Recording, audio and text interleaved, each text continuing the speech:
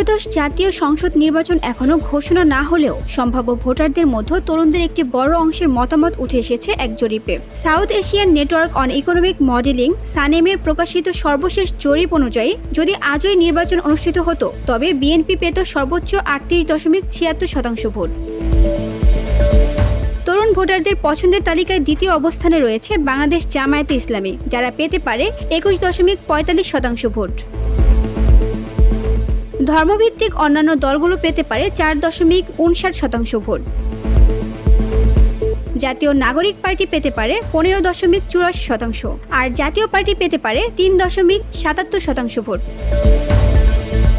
তবে সবচেয়ে চমকপ্রদ তথ্য হলো, যদি আওয়ামী লীগ নির্বাচনে অংশগ্রহণের সুযোগ পায় তাহলে দলটি পেতে পারে মাত্র 15.02% ভোট।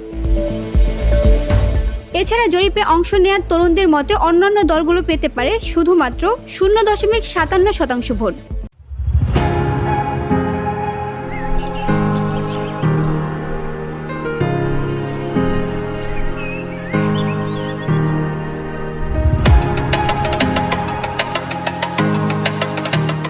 এই জরিপে তরুণদের মতামতই তুলে ধরা হয়েছে, যারা ভবিষ্যতের রাজনৈতিক ধারাকে প্রভাবিত করতে পারে বড় পরিসরে। সানেমের এই জরিপ তরুণ সমাজের রাজনৈতিক মনোভাব ও ভোট প্রবণতার একটি গুরুত্বপূর্ণ প্রতিফলন বলে মনে করছেন বিশ্লেষকরা।